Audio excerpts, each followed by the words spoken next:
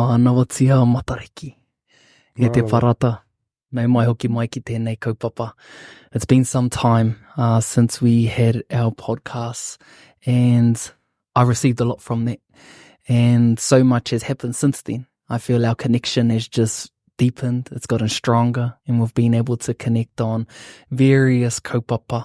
And I've really just enjoyed this time being around you a lot more, seeing you as a tuakana, and you just being able to provide so much more taonga into myself, into my whānau, and into the kaupapa that I'm really, really passionate about. So te kanapu no mai hoki mai kia planting seeds. Kei te pēhea koe mai, bro. Tēnā koe rāniera. Pepe nei pēr i te kōrero, Manawatia Matariki, kai te pai, kai te ora, o tirā, kai te rongoa hau.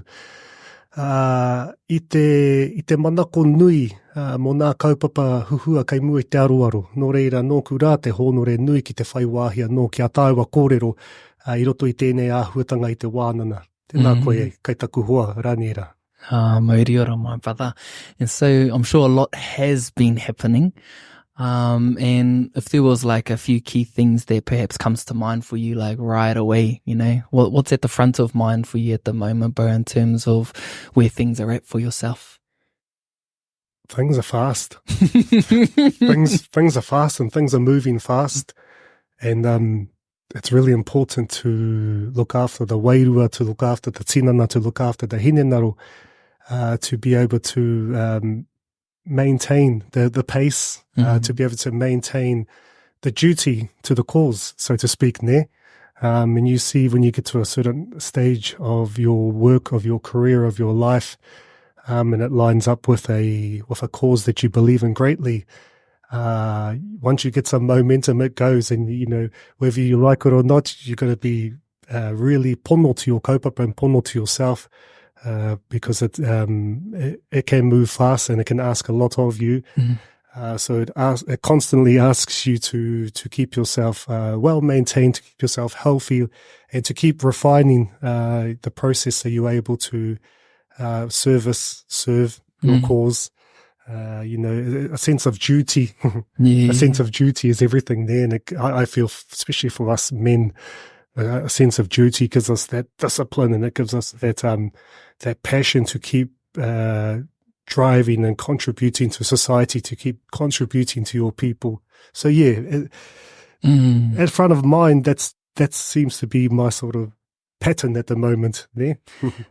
I like the whole notion of speed and fast, because what you're actually speaking to is like what you're saying is around momentum, and it doesn't just happen overnight. You know, there's probably seasons where it's just really, really slow, it's dark, it's gloomy, and all you want is for things to be happening and for it to be moving fast. So when you're speaking about things are at a fast pace, and you're speaking about duty and purpose and being a tāne, I can't help but think about all of the things that have happened in order for you to be in the season that you're in. And so I just want to acknowledge that. And another thing why we're here as well is just around purpose and being a tāne, and I feel those things are so needed and necessary for us to have this sense of, whether it's confidence or drive, is having a sense of purpose. So what does purpose look like to you?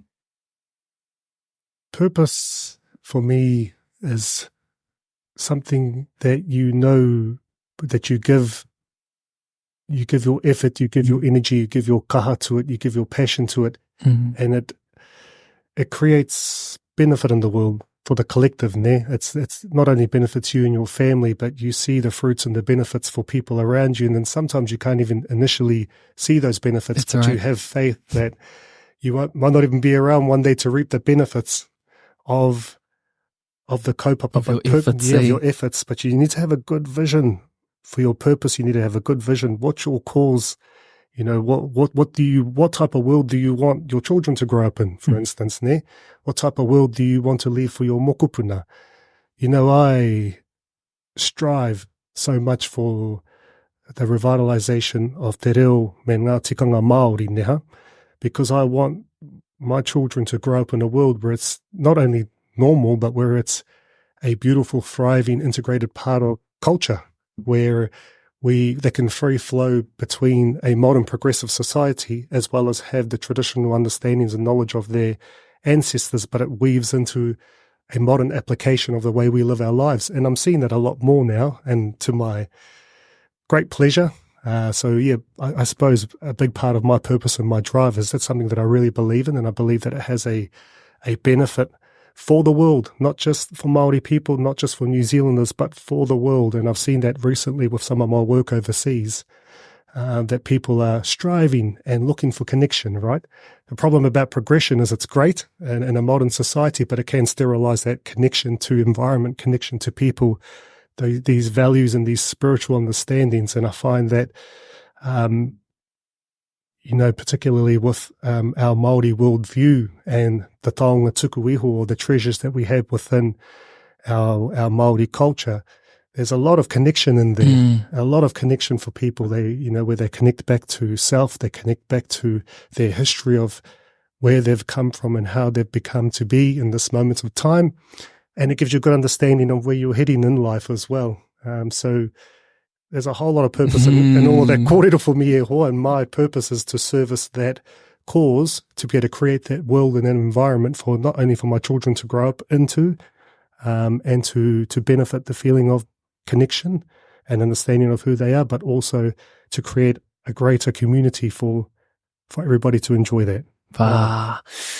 And I love it when you sort of like speak in that way, bro, because it like touches a whole lot of areas within myself in terms of how motivating and inspiring to hear that kōrero, because similarly, purpose is contributing to something greater than yourself, whether that's to your direct whānau, or whether that's to your hapori, your community, whether that's to your iwi, whether that's to your country, or we even go to a greater scale and it's to the whole world.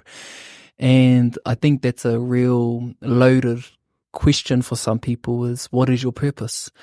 And everyone desires that, but I feel that question alone needs some sub-questions. And it's like, well, what gets your heart on fire? Or what are you excited about? Or what makes you happy? And the answer to those is a stepping stone to figure out or to get closer to that feeling. And what I've noticed within myself and working closely with others is that there's a spectrum of where people are within their journeys, meaning not everyone might want to be at level 10 in contribution and wanting to be service. They might just want to figure out what it looks like for their own self in their immediate whānau. And both are right, because it's the sense of service that I feel is the thing that comes from it. So when I hear you kōrero, bro, and I resonate with a lot of that, and you're already on that path, and I see your young fella. I see how well they are sort of confident in speaking te reo and, even doing whai kōrero and all of these different things. And when you know that Te Reo Māori is your purpose and revitalization, ngā tikanga Māori, it seems as though it's a gift that keeps on giving for yourself. Do you have any kōrero around that, bro? Sure. When you start learning te reo, you don't sign up to it as a life journey and as a purpose as such. There's an initial pull to it, and there's a yearning to, when you start learning the reo, you get this insight into the language and into the culture, into the Māori way of being and thinking. And as you start peeling back the layers and learning more about the depth of the world that our ancestors left to us, you start discovering a lot more depth and understanding of how the world actually works, right? Wow. And it becomes so fascinating that you keep going on that path, and eventually you start discovering more about yourself, and it takes you through a journey of growth. One, because you're not only learning information that broadens your view, but you actually sort of learning te reo Māori goes hand in hand with tikanga, and tikanga really puts us in a place it asks a lot of us, right, where we have to stand up and stand in the gap and be able to perform and do things. And you learn a lot about yourself purely. You go through a transformation purely through being put in uncomfortable situations to stand up and use the reo publicly in open spaces around people. Sometimes you get it right, sometimes you get it wrong, but I suppose the learning from that and the transformation that comes through that is, can't explain it. It's You learn things about yourself you never knew.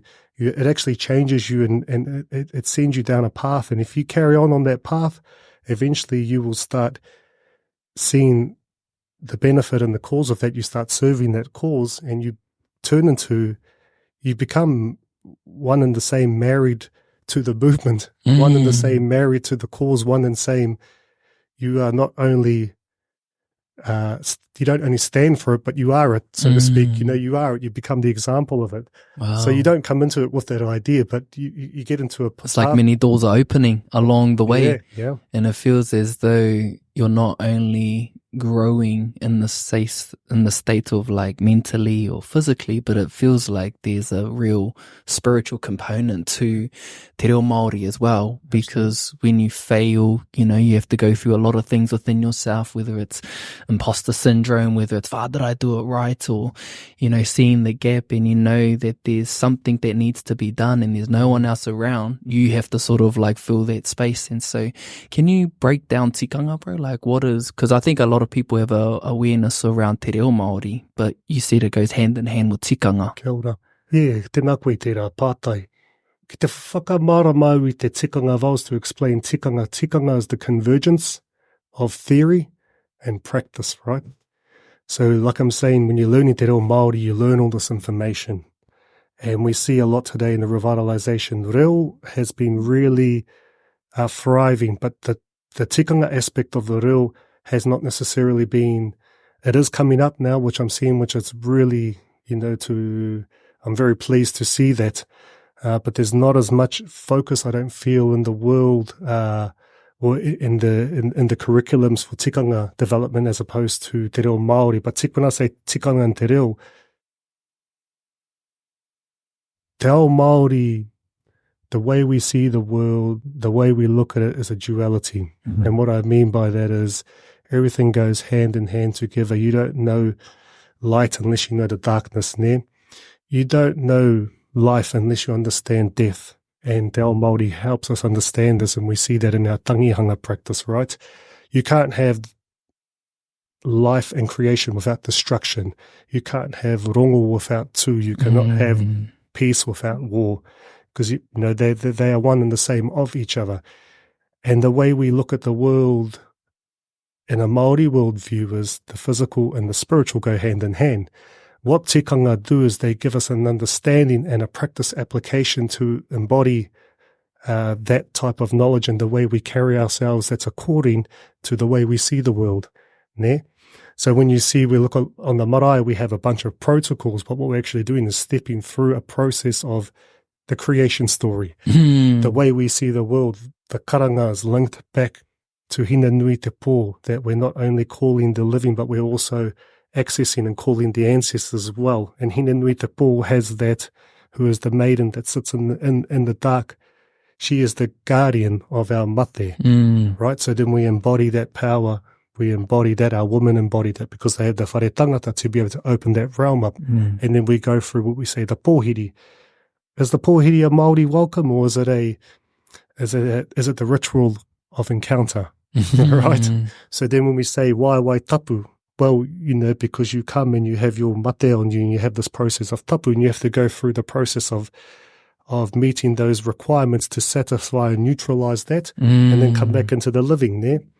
So our tikanga, because we have that view and we have those values for each other and respecting each other's tapu and knowing what we come with, we go through the tikanga process that gives us the understanding, the practice to be able to sort of mitigate and neutralize and connect us, right? So beautiful. Through going through tikanga gives us a understanding and a connection to the world and to each other.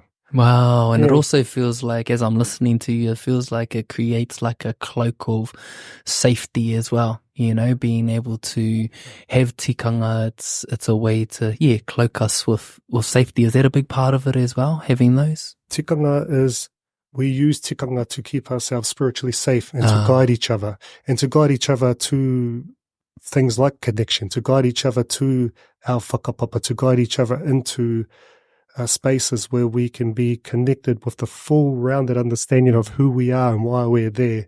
Otherwise, things can be quite random, or things can be quite sometimes void of spirit, of wairua. And that's the beautiful thing about tikanga.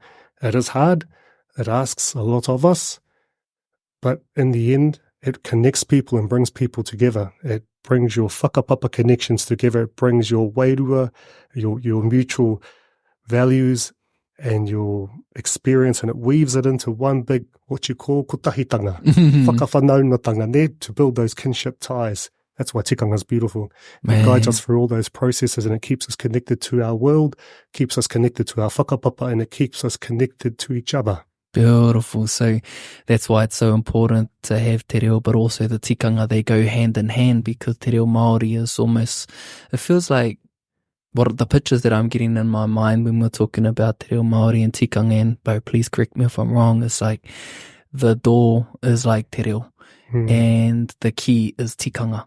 It feels like, those are the ways that we enter into our Māori worldview or into our Māori world. Kia ora. Te tika tērā. I think tikanga brings in the wairua element, and the wairua te reo Māori carries the wairua, and the tikanga is the embodiment of it. That's the way I like to look at it. Pai te reo, but it's very, it has that wairua element, but I think the tikanga is the convergence between information and practice. And what you get through the other end is you get culture and connection. Yeah. Yeah. That's beautiful, bro. Thanks for that. And as we're sort of like in the space, I think it might be a great time for me to sort of like also talk about how challenging even just te reo Māori is.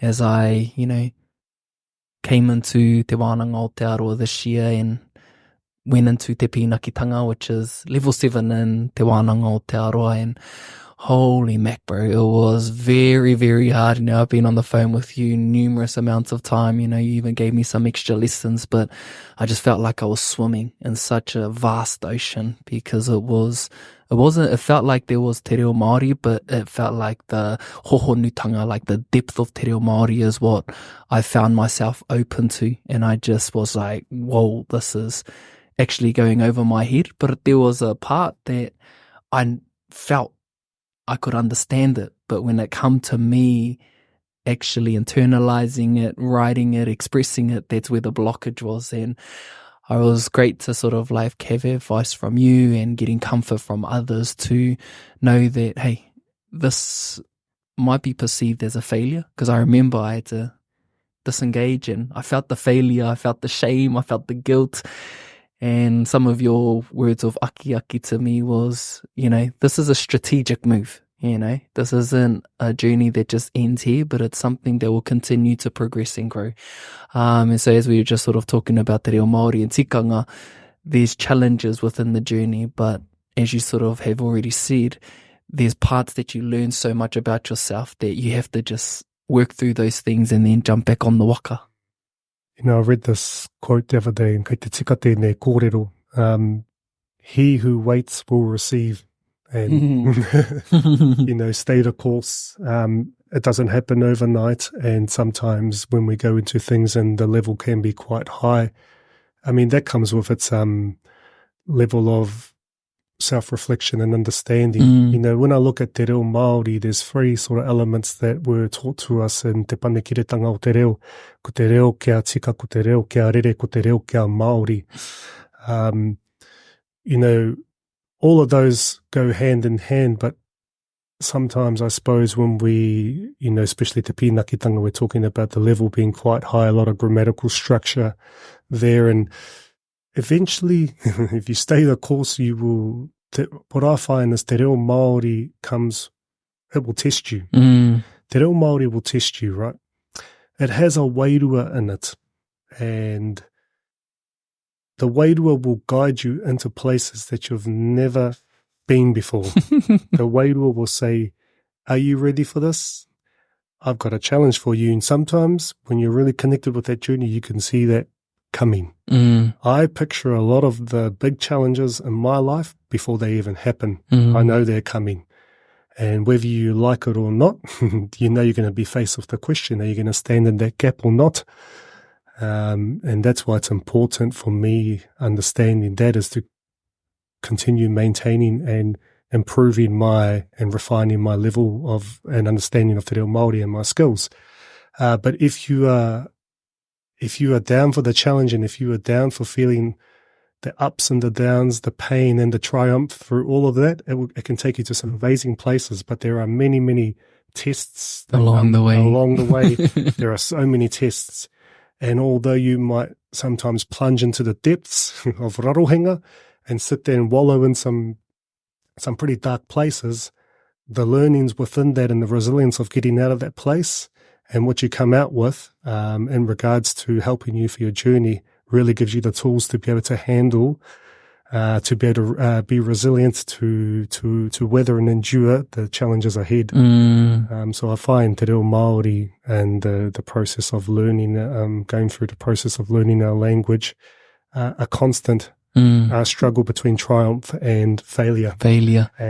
But what you get through the process is you get to a very adept level if you stay the course. Yeah. Tahua, bro. And I suppose, things that I'm internalizing within myself, and I also, I guess, want to extend this to the listeners, as I know there's a lot of you within the Planting Seeds podcast who are on the learning journey, or there's something within you that is enticed to wanting to develop or revitalize your Reo Māori within yourself, is that it is challenging. But just like anything, it's the ability to keep showing up and knowing that if it's important to you, you'll be more willing to, just give it a try. And knowing that there are different stages and different levels, and there are people out there who can support you along the way.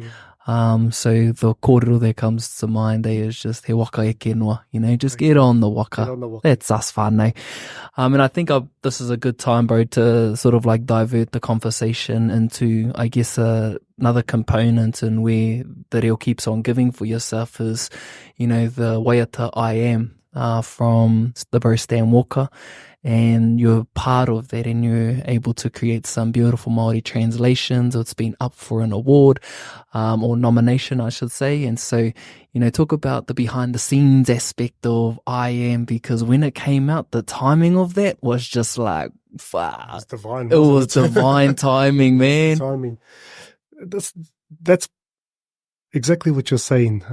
Walking the course and the challenges, and you overcome those challenges, and you get amazing opportunities that come as you progress on the path.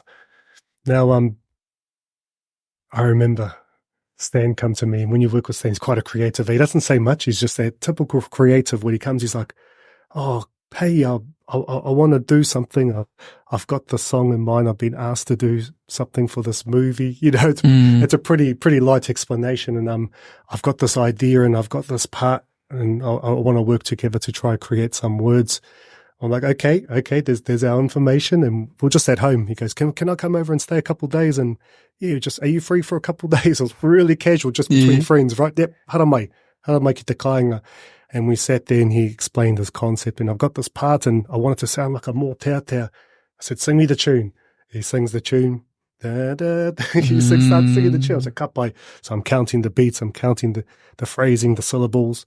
We sat there, and we got down this Vince Harder and another person, Michael, who worked on the song. They had created the song. They had the production in mind. They had all that set.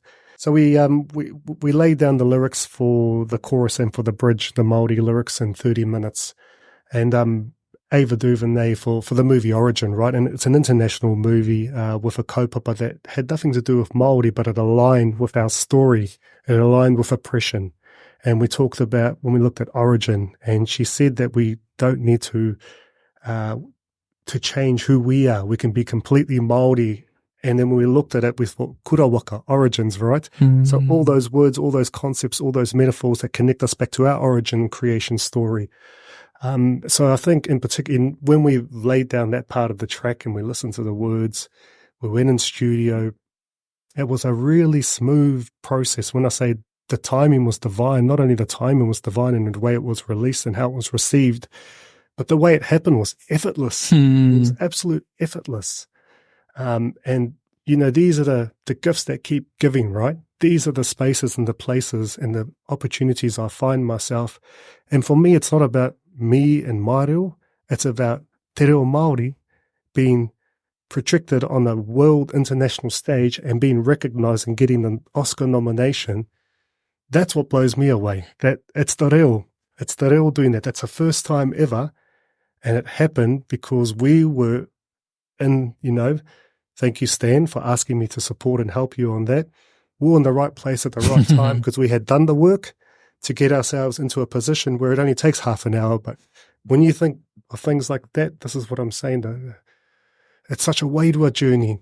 And you can't do things like that unless there's some intervention that happens, right? Something comes through you. But to be able to have a good relationship with that, you need to walk the line of facing those challenges up front and going through the motion of failing and triumphing through them. That's the journey. And that's what prepares you for moments of synchronicity like that, eh? And that for me, like in regards to my calls, to servicing the calls, that's a big check. It's a big tick. Like, that's you're on the path. On the path. It's like confirmation, eh? Yeah. It's confirmation. That's right. And it's things like that are meaningful. When I'm driving in the car and I'm watching my kids sing I Am, and when I watch them sing Māori ki te ao, and when I'm seeing that and I'm seeing the effect and the impact it has on people, I've been overseas and I've seen the impact it's had overseas. To me, I'm like, I'm doing the right thing. I'm walking the path. I'm serving the cause, and I can die knowing that I contributed something to the world that I want my children to grow up in, to the world that I believe will benefit the collective. Yeah. And that's legacy, bro. That's legacy. And I feel the other thing that like really just popped up for me as you're sort of having that kōrero, it's also the alignment of people who are in their purpose. Like you're in your purpose, Stan's in his purpose, Vince is in his purpose. There's like an alignment of people who have a common cause. Sure. And I think that is really important as well, is to be aware of your circle, to be aware of people that you're around, because things can happen so smoothly and so effortlessly, as you say, when you're around those kinds of individuals. And so do you have any kōrero on that as well, bro? Like when you think about people that you're around and what you receive, because I know I'm mindful of like people around the reciprocal nature. I want to be around people where I can contribute, but I can also receive. Is that something that comes to mind for you as well? Absolutely. I just had this kōrero with my wife the other night. I said, darling, ki tau tēnei quote nei, tēnei whakatau aki. I saw this quote, Carl Jung, and it was something along the lines of, when you do your work intentionally and diligently, conscientiously, all your friends come out of the woodworks. And I reflected, I thought to myself, that is so true. When you are absolutely dedicated to your work, and when you do your work because you believe in the work, you find the like-minded people, you find your friends, you find your opetaua, you find your army to do your work, to fight the cause, to contribute to society in meaningful ways, So that's absolutely true. When you walk that path, you tend to attract that. You tend to I constantly have to pinch myself, because that's a massive part of, that's a big part of how I measure how far I've come. 16 years ago when I was in Australia, still very distant in regards to my real journey. And the mate ao, and this yearning started welling up in me to come back home. And I started reading the Tūhoi Encircled Lands books and learning my history and what happened to my people, and feeling that, that injustice and being separated from my story, from my whakapapa. And as you start doing that, that was, the seed was planted then. I started researching, I started watching YouTube, and I watched Uncle Po Temara on YouTube, on Wakahuia, the weapons episode. And I didn't know Te Reo then, and I was listening, but it resonated with me. I could feel it. I was like, man, I can feel everything he's saying. I was so drawn to him. I'm like, he become my hero, this guy's my hero. I want to be like that. I want to speak like, it's just something about, he just seems so connected, and the way he's moving me, I'd love to live a life of being connected to that and being moved like that and move people like that. And I just reflected recently on the wānanga that Uncle Po Tēmara brought me into a wānanga myself, Mataia, Rangi Matamua, Che Wilson. There was a couple, Kristen Ross, Paulette from Waipo Namu. And the wānanga was about the digital marae space, developing a tikanga and kawa for that space, and looking at having deep wānanga with all these technological experts, joint venture between Canterbury University, Massey University, Otago University. It was a big kaupapa. And I stood up at the end and I'm like, I realized like, wow, from that time of wanting to be in front of Uncle Po, and here I am with him, and he selected me to be on this, and I was like, well, that was a big penny dropping moment. Like, there's the measurement that's got to tell me that I'm walking in the right direction, right from only seeing him on YouTube in Australia to being selected to be on this kaupapa with him.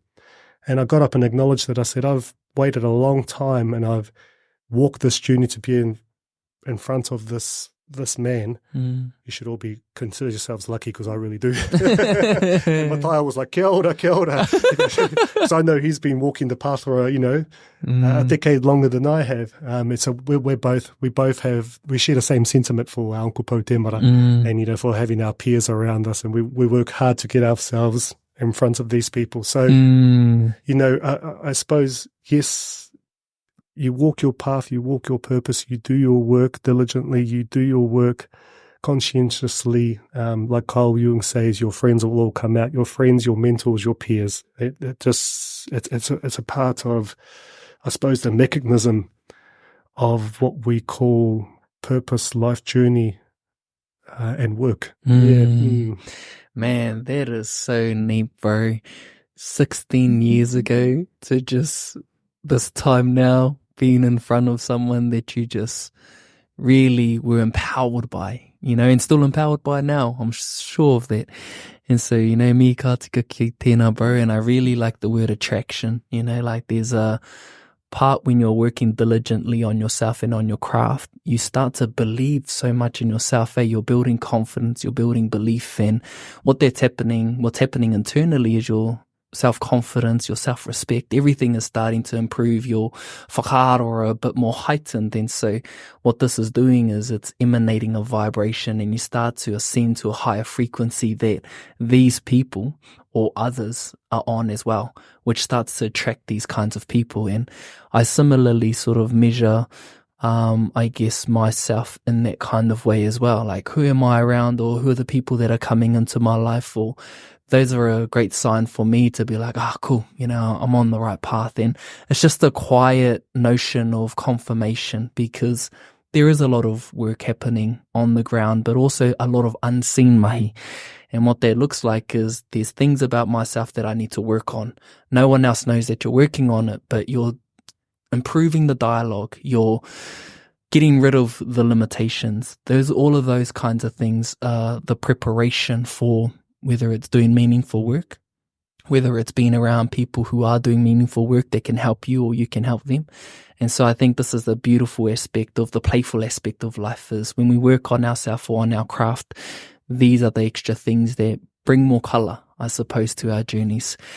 And I guess another way we can go with this, bro, is, it's so mean to hear of like the gift that keeps on giving for you, and you just started Te Reo Māori, all of these different things are happening, and you've just landed yourself an awesome role to be in the space of mātauranga Māori, Te Reo Māori, at a government level. And so what excites you about that space, brother? Initially landing the role, it was another measurement for me of the journey. So it was a great, these things seem to be manifesting outwardly with the internal growth and journey, right? So to be able to be approached for a role like that, and to have a look at what the role entailed, it was very exciting opportunity and prospect, understanding that I had an opportunity to influence at a government level, and had an opportunity to also, because of the nature of the job, influence at a government level on the international stage. So the job is it's the Tikanga lead advisor for the Ministry of Foreign Affairs and Trade very high level space, and very amazing work. And I had my initial, of course you go in there with your, presumptions, and you presume things are going to be a certain way. And I thought that I was excited of the prospect of going in and influencing. And I even said this on my interview panel. I said, I've been working in education, teaching Te Reo and Tikanga, and I was like, respectfully, I am in the job of evangelizing. I'm in the work of converting. But we had making a little laugh and having a joke. But if you can, how I back that up with saying that what I find is if you can show people your world, and if you can empower people through knowledge and invite them in to share in part of that world, you find that it resonates with people, and people will see themselves within that. And that's why I love teaching Mātauranga Māori, because I know it's quite universal. And I know that in this world, in this day and age, through progressive society, through the Western framework of society, through progression, that we've sterilized our connection to the world, we've sterilized our spiritual connection. I know Mātauranga Māori is one pathway to reconnect that, whether you're Māori or not. So what I was surprised about is when I started, I do quite a lot of work around developing Mātauranga Māori capability, giving Mātauranga advice, or running tikanga, and running ceremonies and things like that. Just recently, I did a trip in the Americas to our consulates, high commission, and embassies over in Canada, America, and also Mexico. And I was really surprised and really excited to see the response of our people working overseas, not only our New Zealanders overseas, but also the international people who are local in that area working as well, how connected they felt to Mātauranga Māori, and how empowered they felt by the end of the day, and motivated to learn more and to apply it and use it within their work. So that was eye-opening. And again, it was another blessing. It's another way of serving that cause. And when I see those little checkpoints, when I can look over and see the ambassador of to New Zealand in that country, asking these questions, resonating with Mātauranga Māori, and asking how they can apply it, and then learning things, and then practicing it in front of you, you're serving that cause. And for me, it's a blessing. I'm so fortunate to be in that position. Sometimes I've got to pinch myself. Sometimes I've got to try to keep myself humble and say, it's not me, it's the cause. It's about the cause. Sometimes you feel like it's exciting, but again, you've got to keep yourself healthy, keep yourself well attuned to the kaupapa, so you can look after yourself and you can service the cause. Man, and just to those people who said Te Reo Māori won't get you anywhere, oh my goodness, my bro, you are just really reversing a lot of that kōrero, and it's beautiful to see, because I think about, your own tamariki, my tamariki, others who have Te Reo Māori, and they're seeing just beautiful examples of where Te Reo Māori can get you. And I feel, man, people who said that, they'll be sort of like feeling it at this point in time. And we've just finished the series called Seeds of Matariki, and it was a kaupapa that came to mind, knowing that now we're sitting in the mobile podcast studio. The podcast hadn't been going for some time. I knew I wanted to do something, and I shared an idea with you, and you just came back, said that you're keen to be on board, and you just provided so much Mātauranga Māori that, I don't know if this is the right word for it, but it like modified everything. And it just, the people that started to connect to it, everything that we've been saying in this podcast is what I feel the fruition of Seeds of Matariki was, and bringing the podcast back. And now that we've finished, 9 episodes within that series, you've been a very integral part of that yourself, Kristen, Ma, Ben, Jess, Kylie, just the amazing team that brought what I feel, a beautiful kaupapa for the listeners, and just highlighting some of the key speakers as well. So, when you think about Seeds of Matariki and knowing what happened behind the scenes and a lot of work that came into play, do you have any kōrero around the kaupapa itself, bro? Oh, yeah.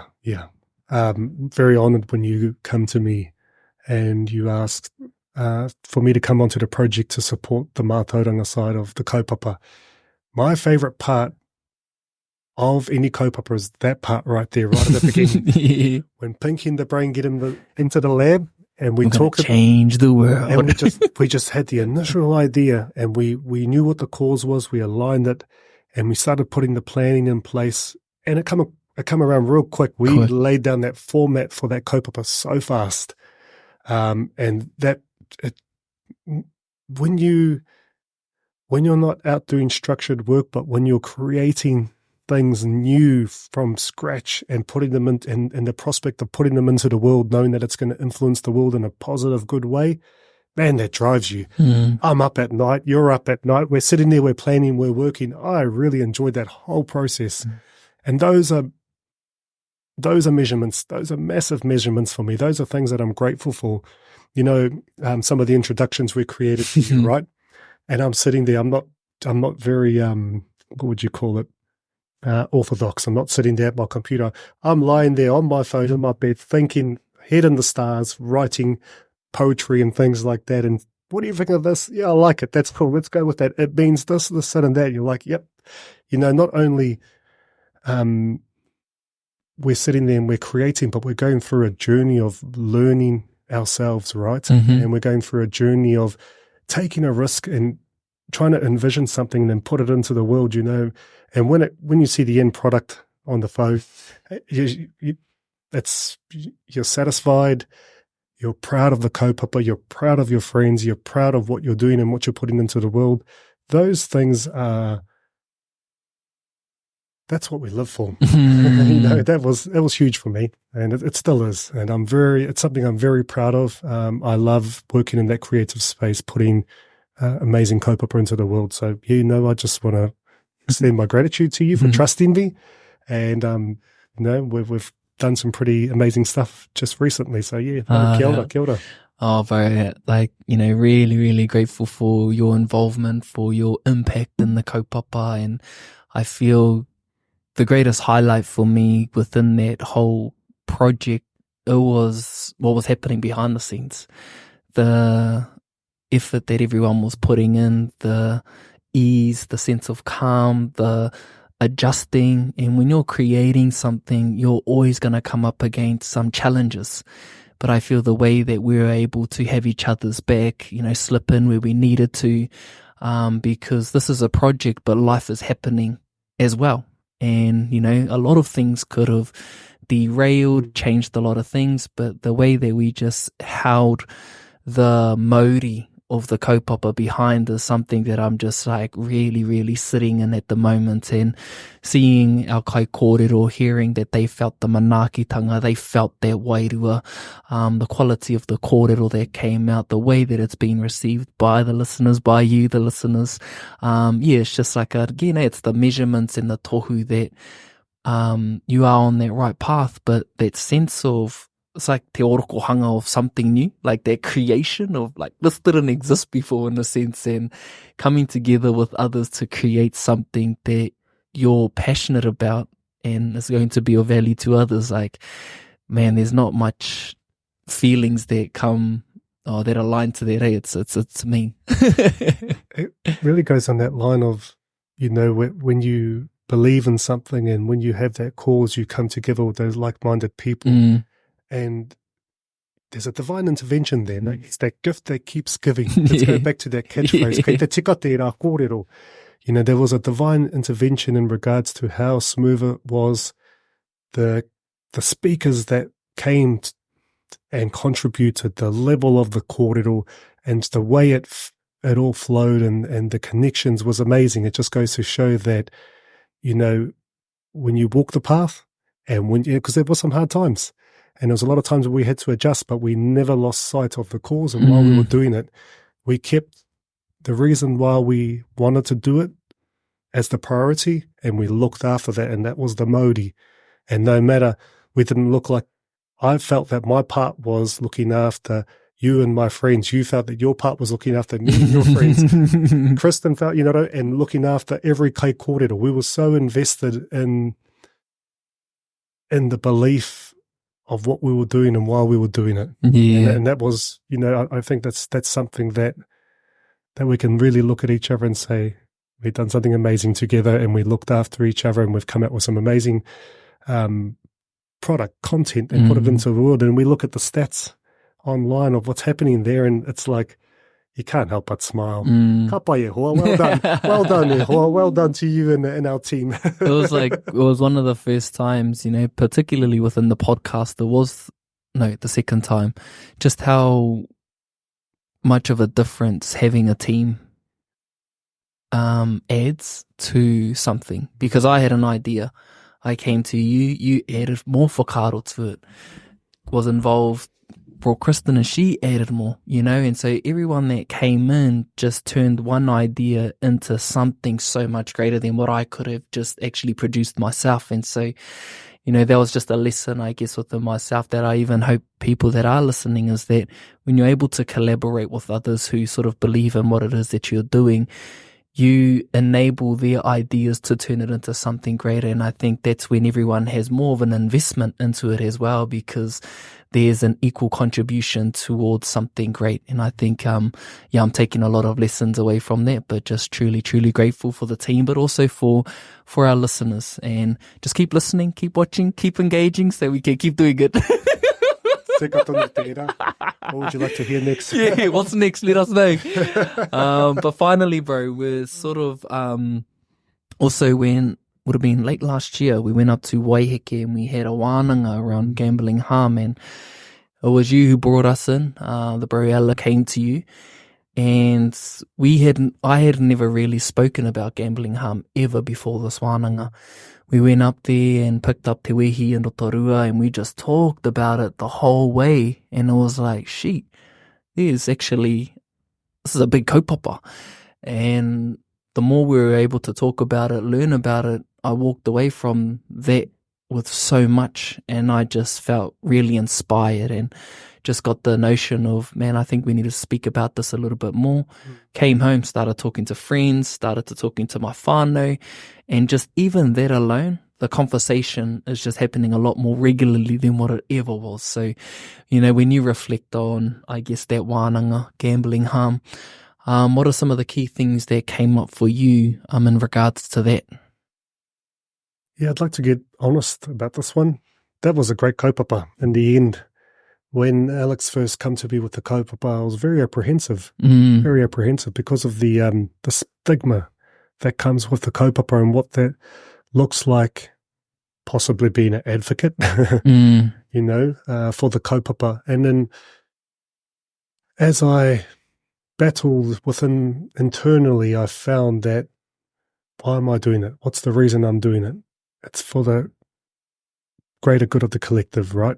And it's another way to show, because I was asked to come into it with a Mātauranga Māori perspective, and it was my whakaaro to not just bring a Mātauranga Māori perspective, but to bring a health and wellness perspective, hence why I engaged you, and also to get Te Wehi to come in, also to bring a Mātauranga Māori aspect and to create the design around it, because he was the tāmoko tohunga. And as we drove to the kaupapa and we spoke, we realized that we had a lot more understanding and a bigger relationship than we even were aware of with the kaupapa, right? And then we realized that the stigma that we were feeling, the apprehension, especially me that I was feeling, that was the issue in the first place. And that's why we do have gambling harm, because people don't have the tools, they don't have the courage to break in and to admit the problem, to talk about the problem, to talk about the issue. And we realized that we were actually there to provide a space where people were having an honest discussion and a kōrero about it. And as we were talking more, I've got a history in my family of gambling, particularly around my father. He struggled with gambling all his life. And I try to keep that hidden in the kaupapa. And as we were talking in the wānanga and we were capturing the content for it, I felt more and more a conviction of heart to talk about my dad's story, not to bring a sense of authenticity, but to be authentic about the issue myself. So I felt a conviction of heart, and I spoke about my dad's story, about how he struggled with gambling all his life and how much harm and destruction it caused our family. And I was so nervous about putting that out because it was so exposing, right? And, we've made, he's a beautiful man. Beautiful man. He looked after us, made sure we had everything. But there was that issue that was a big issue that was a lot to navigate at times, right? And once I put that content, I was so scared and worried. And my Greek family in Australia, right, because this is where the gambling culture comes out of, where it's quite a big part of our culture. And I explained it in the story and the gambling content. They reached out to me and they said, wow, I'm so proud of you doing that, because our family here are still struggling. They all need to hear that. Wow. And it just goes to show that if you believe in what you're doing, and although it might feel risky, uncomfortable, scary, if you do it for the right reason, you never know who you can help. And that was it. And what I learned through that was not necessarily trust your puku, not trust your mind, but just trust your heart. If you want to do it for the benefit of people and you feel in your heart, conviction of heart, you're doing the right thing. Doesn't matter what comes at you. You never know what impact it will make in the world or who it's going to help. So I learned that was a big process. That was a breakthrough, though. It was a big breakthrough transitioning through that. And, I felt the weight. I felt the responsibility of looking after both you and Te Wehi through that kaupapa, and looking after both your wairua and both your images in the public eye. But I feel like at the other end, we've come through with a lot more better, not just understanding, but a lot more, we knew each other a lot. We developed a relationship that you can't really explain what we experienced together. It was special. It was special. Yeah. That's what I remember. I remember when you first rang me about it, and there was the kaupapa, but then when you said who was involved, that really enticed me as well, was, wanting to just spend that quality time and being able to connect more with the people who were there. And, you're right, we're able to walk away not only with more tools and more understanding, but we actually came away with a stronger connection, because there was a moment in time that happened, and it was a memory. And I feel even just knowing the impact that it had on us individually, but, me coming home and having kōrero with close friends and all of that, I just felt, at least at the bare minimum, it's impacted my life, which I'm sure is going to have a ripple effect to people who I have started having the conversation with. And I feel just having that alone, particularly in today's climate, and, we both have friends who are in the space of promoting gambling and all of those kinds of things. And, we have love for friends. And I think this has a space as well to start actually having the kōrero, because at the end of the day, people are open to making their own decisions, but it's just bringing out more kōrero where people can just have more awareness around some of the things that are actually happening, because the realities are there are people who are enjoying a great life in the space, and on the other end, there are people who are just struggling immensely. And so how can we just create more support? And I feel this was just one way. And we're not the experts. There are people within Whatuora. You'll see the link in the bio, where if you are in that space and you need to have more kōrero or more support, feel free to reach out there. Absolutely. One thing I loved about the process also was how creative we were. Some of the ideas that come out, and the way the creative approaches. We developed some mātauranga Māori framework ideas of how to understand and how to mitigate. We created some self-awareness and some well-being aspects around mental health.